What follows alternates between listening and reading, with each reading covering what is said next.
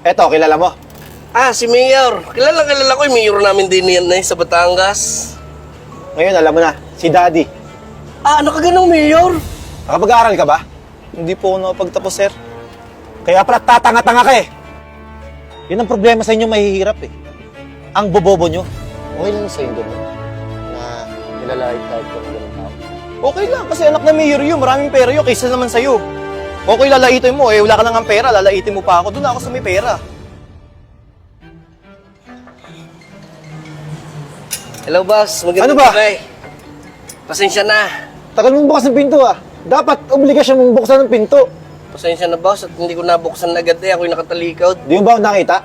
Hindi kita namumukhaan, boss. Ikaw gay regular din Si ma'am, lagi ko nakikita din Ako, di mo kilala. Hindi, boss Sino ka boss? Eto, kilala mo? Si Mayor. Kilala ko yung Mayor namin din yan sa Batangas. Ngayon, alam mo na, si Daddy. Ano ka ganang Mayor? Bomba! Halika din Ay, Asikaso mo rin siya busing ha. At ari pala yung anak ng Mayor lagi kasama ni Madam. Sir, dito po. Pakiayos mo pakilinis ng ating VIP upuan doon para maganda ang upuan ng anak ng Mayor din ha. Siguraduhin yung maayos doon ha. Ayaw na ayaw ko mapapahiya sa kasama ko. Bomba ng bahala diyan, boss. Kami hindi mapapahiya sa iyo talaga. Talaga namang dalin-dali sa amin yan. Boss, dito po. Daan po. Hatid are.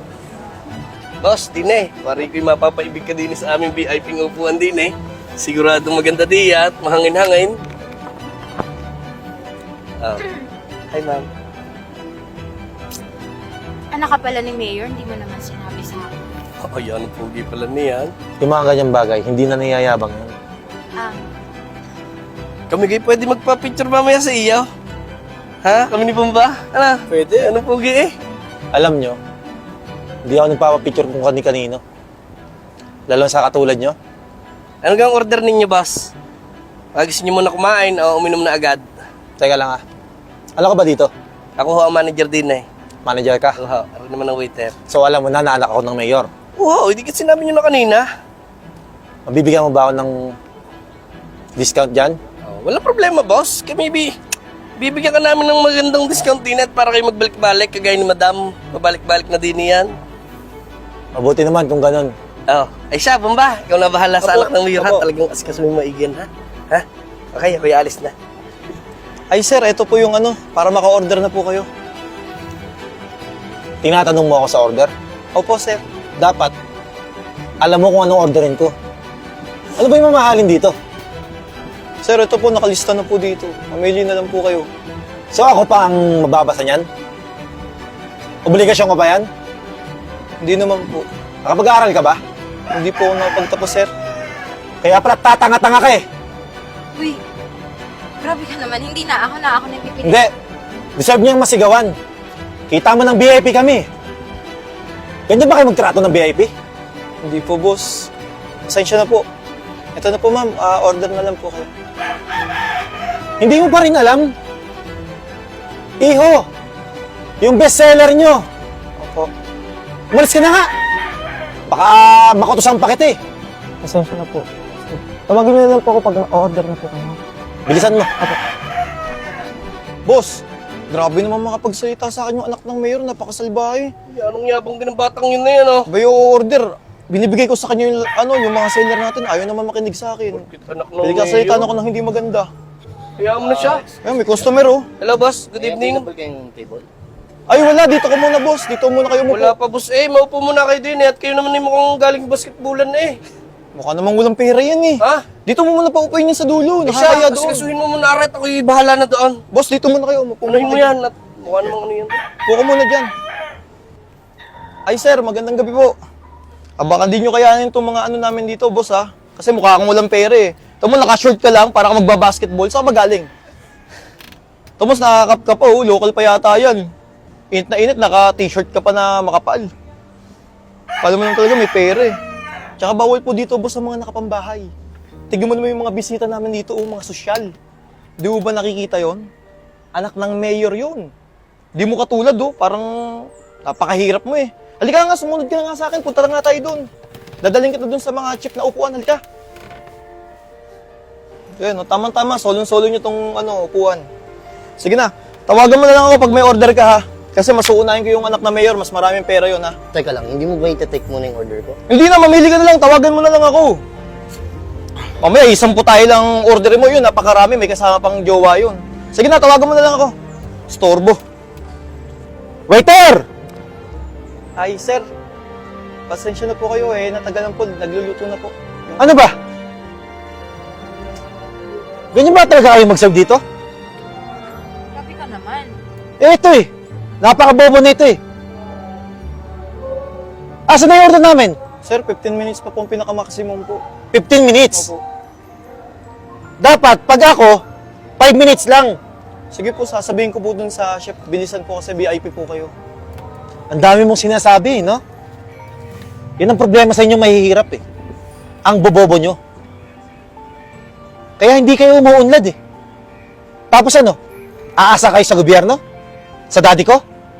Huwag po kayong mag-alala boss ha, papaasikaso ko na agad po yung order niyo po. Ang dami-dami pong sinasabi. Bilisan mo! Opo boss, pasensya na po. Sa daddy ko.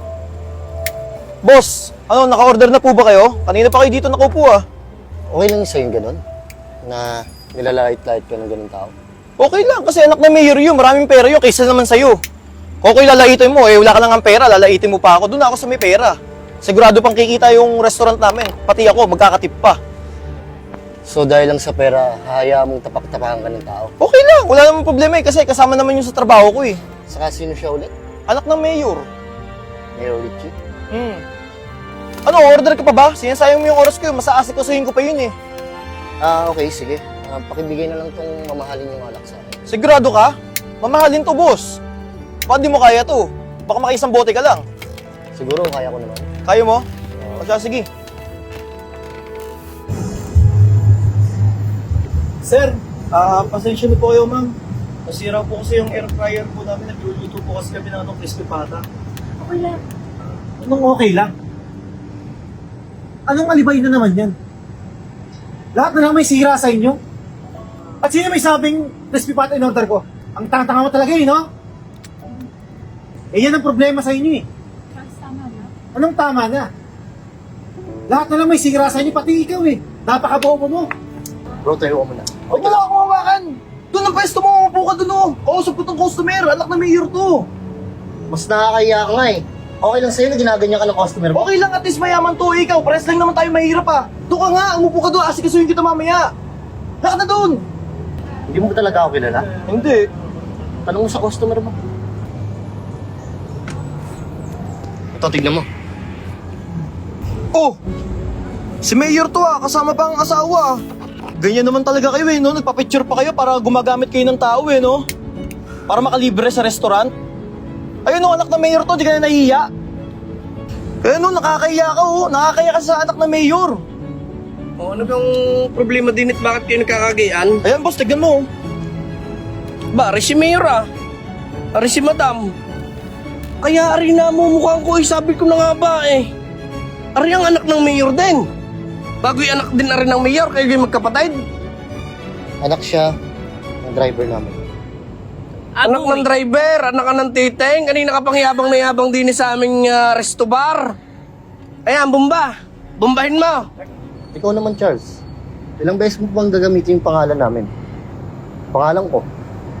Na ikaw yung anak ng mayor? Para saan? Para makakuha ng simpatsya ng tao? Discount sa mga restaurant?